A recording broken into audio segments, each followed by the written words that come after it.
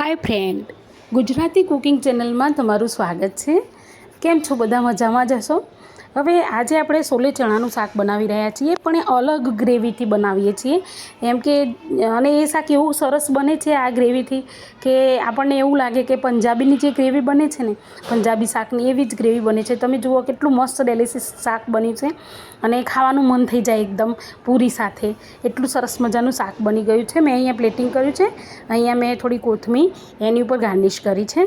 તો આ શાક બનાવવા માટે જો કે એકદમ સહેલું છે। નામ તમે રીત જોશો તો તમને એવું લાગશે કે અરે આટલી આસાન રીત અને સરસ મજાનું શાક બનાવીશું। તો આટલા સરસ વિડીયો બનાવું છું, કોઈ લાઇક શેર કે સબસ્ક્રાઈબ કરતું નથી, એવું કેમ? પ્લીઝ લાઇક શેર અને સબસ્ક્રાઈબ કરો અને મને કોમેન્ટમાં લખીને મૂકો નાઇસ કે ગુડ।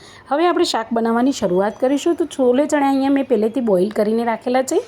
તો બોઇલ કરેલા ચણામાંથી જ થોડાક ચણા આપણે મિક્સર જારની અંદર થોડા લઈ લેવાના છે। સારા એવા બોઇલ થઈ ગયા છે અને પાણી પણ એ જ યુઝ કરવાનું છે। તો ચલો આપણે મિક્સર જારની અંદર હવે થોડા ચણા એડ કરી લઈશું, જેની પ્યુરી બનાવવાની છે। તો સારી રીતે એડ થઈ જશે। હવે આની અંદર એડ કર્યા છે, ત્યાર પછી એને સારી રીતે મિક્સરમાં ક્રશ કરી લઈશું અને થોડું પાણી એડ કરીશું, જેથી કરીને એનું એ જ પાણી, જેથી કરીને આપણને એ ગ્રેવીમાં જલ્દીથી ક્રશ થઈ જાય। હવે અહીંયા મેં ટામેટાં અને ડુંગળીની સરસ ગ્રેવી બનાવી લીધી છે એ જ રીતે। તો પહેલાં ભેગી જ બનાવી છે। હવે વઘાર માટે આપણે અહીંયા તેલ લેવાનું છે। તો વઘારની શરૂઆત કરીશું। બધી તૈયારી થઈ ગઈ છે।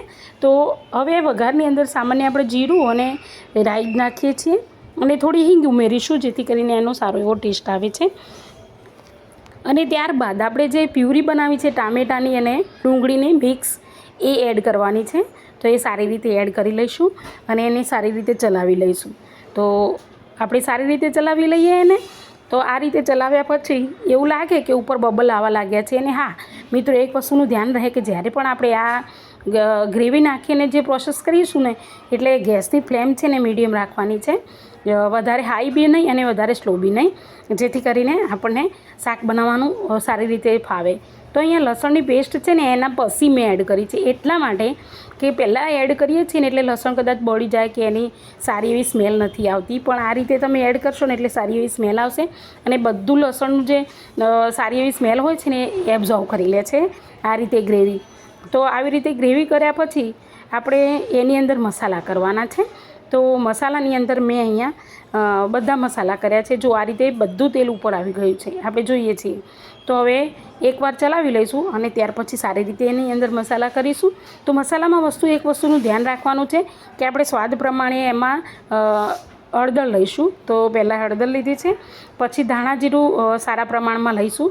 મસ્ત મજાનું ધાણા જીરું લઈ લીધું છે। હવે આપણે લાલ તો છે જ, પણ તેમ છતાં અહીંયા કાશ્મીરી મરચું વાપરીએ છીએ, જેથી કરીને એનો લુક બી સારો લાગે।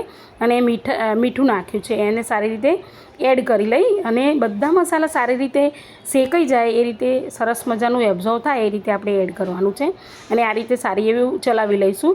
તો જુઓ કેટલું સરસ મજાનું તમને દેખાય જ છે કે સારી એવી ગ્રેવી બની ગઈ છે। તો ટામેટાની ને તો ગ્રેવી બની ગઈ છે, પણ જે આપણું સિક્રેટ છે કે જે ચણાની ગ્રેવી બનાવવાની છે, તો આ ચડી જાય છે ને એના પછી આપણે એની અંદર ચણાની જે ગ્રેવી બનાવી હતી ને એ એડ કરીશું સારી રીતે। તો સરસ મજાની ચણાની ગ્રેવી પણ એડ થઈ ગઈ છે। તો આને પણ સારી રીતે ચલાવી લઈશું, જેથી કરીને બધું એબ્ઝોર્વ થઈ જાય અને એક રસ થઈ જાય। તો આ વખતે ગેસની ફ્લેમ આપણે મીડિયમ જ રાખવાની છે અને સારી રીતે ચલાવી લઈશું। તમને મારા વિડીયો ગમતા હશે, પ્લીઝ મને કોમેન્ટ કરીને જણાવજો।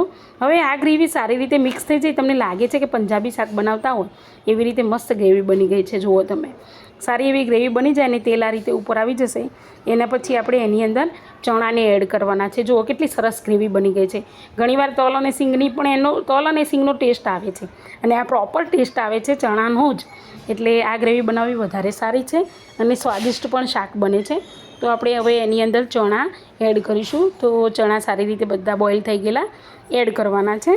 હવે એક વસ્તુ કે જુઓ, અહીંયા વધારે તેલ પણ મેં નથી નાખ્યું અને જે પાણી હતું આપણે જે ચણા બોઇલ કર્યા હતા એનું, એ જ પાણી અંદર જરૂર પ્રમાણે એડ કરીશું। તો મેં મિક્સ કરી લઈએ હવે।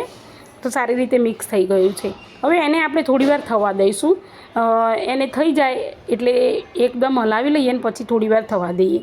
અને ત્યાં સુધી હું તમને એક બીજું સિક્રેટ બતાવું છું કે આપણે છે ને ગરમ મસાલા બધા અલગ અલગ ભર્યા હોય છે, તો આ રીતે ગરમ મસાલા તમે ભરશો ને તો વધારે સારું છે.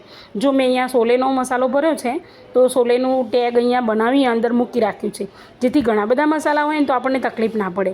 હવે આપણે સોલે ચણાનો મસાલો એડ કરવાનો છે. જો તમારી જોડે ના હોય તો ગરમ મસાલો પણ એડ કરી શકો છો. તો સારી રીતે મસ્ત મજાનું હલાવી લેવાનું છે એને. તો અને ત્યાર પછી સરસ મિક્સ કરી દેશો. જો કેટલી મસ્ત ગ્રેવી અને શાક બનવા લાગ્યું છે.